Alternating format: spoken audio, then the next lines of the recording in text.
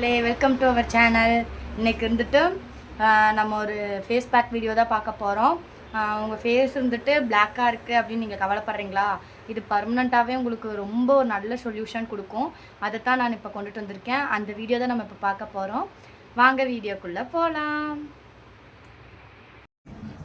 நீங்கள் உளுந்து நல்லா யூஸ் பண்ணிக்கோங்க. யூஸ் பண்ணுறனாலேயே உங்கள் ஃபேஸ் வந்துட்டு நல்லா ஒயிட்னிங்காகவும் இருக்கும், பார்க்குறக்கே ரொம்ப க்ளோவாகவும் இருக்கும். இந்த உளுந்து யூஸ் பண்ணுறனால உங்களோட ஃபேஸில் இருக்க பிக்மெண்டேஷன், கருவளையம் இது எல்லாமே எடுக்கிறதுக்கு இந்த உளுந்து இருந்துட்டு ரொம்பவுமே யூஸ்ஃபுல்லாக இருக்கும். முடிஞ்ச அளவுக்கு இந்த உருண்டு உளுந்து எடுத்துக்கோங்க, ரொம்பவுமே நல்லது.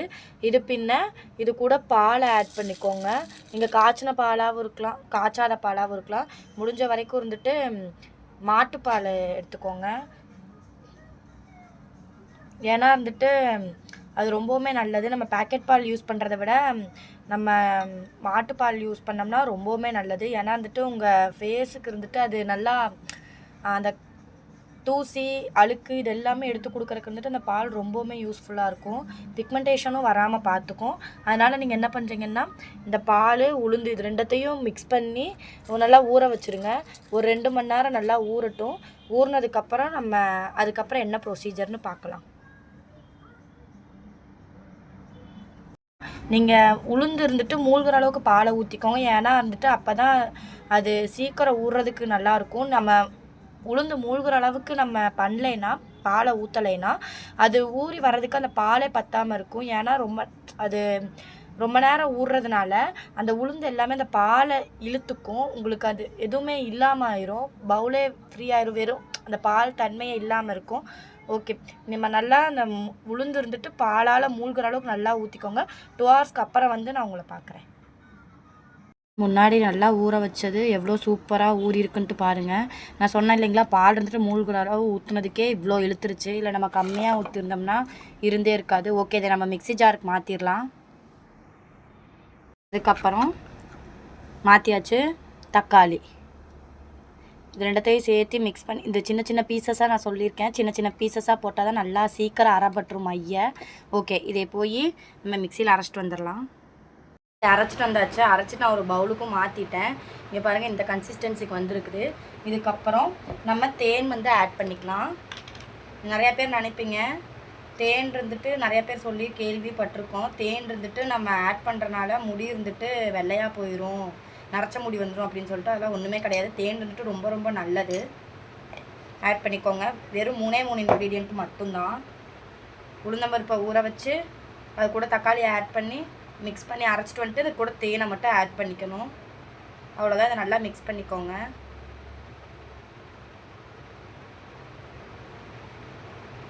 ஓகே, இது வந்துட்டு நம்ம தேவையான அளவு மட்டும் எடுத்துக்கிட்டு மிச்சத்தை வேறு கண்டெய்னரில் நம்ம மாற்றி வச்சிடலாம். இந்த இதில் மாற்றி வச்சிடலாம். நீங்களும் இந்த மாதிரி ஸ்டோர் பண்ணி வச்சுக்கோங்க நிறையா செஞ்சு. அதுக்குன்னு ரொம்ப நிறையா ஸ்டோர் பண்ண கூடாது. இது வந்துட்டு ஒரு வாரத்துலேருந்து 10 நாளைக்குள்ளார நம்ம தீத்தரணும். ஏன்னா பால் ஊற்றிருக்கோம். ஓகே,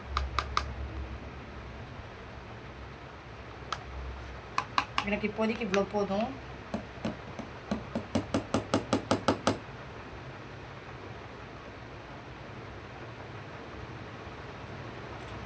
ஓகே, ஸ்டோர் பண்ணியாச்சு. இந்த மாதிரி நீங்களும் ஸ்டோர் பண்ணி வச்சுக்கோங்க.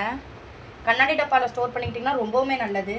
என்கிட்ட கண்ணாடி டப்பா இல்லை, அதனால் வந்துட்டு இதில் நான் ஸ்டோர் பண்ணிக்கிட்டேன். ஓகே, ரெடி பண்ணியாச்சு. இப்போ நம்ம ஃபேஸ்க்கு அப்ளை பண்ணிடலாம்.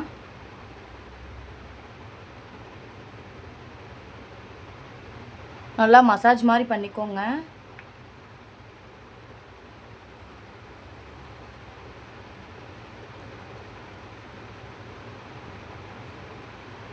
இப்போ நீங்கள் எவ்வளோக்கு எவ்வளோ இப்படி அழுத்தம் கொடுத்து பண்ணுறீங்களோ அவ்வளோக்கு அவ்வளோ அந்த இது இருந்துட்டு உள்ளே இறங்கும். கொஞ்சம் வலுவழுப்பாக தான் இருக்கும், ஆனால் நல்லது, ரொம்பவுமே நல்லது. கழுத்துக்கும் சேர்த்து, எப்போதுமே கழுத்துக்கும் எந்த ஒரு க்ரீம் போட்டாலும் சரி கழுத்துக்கும் சேர்த்து போட்டுக்கோங்க.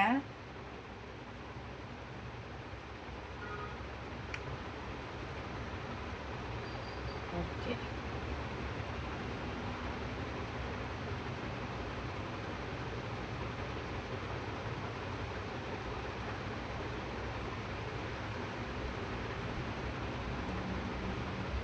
இது கொஞ்ச நேரம் காஞ்சட்டும்.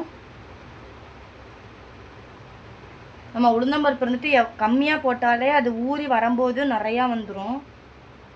இப்போ நம்ம மாவுக்கே அப்படி தானே, நம்ம கம்மியாக தான் ஊற போடுவோம். ஆனால் வந்துட்டு எவ்வளோக்கு எவ்வளோ ரொம்ப நேரத்துக்கு ஊறுதோ அவ்வளோக்கு அவ்வளோ உளுந்து பெருசாகி அரைக்கும் போது நிறையா கொடுக்கும். ஓகே,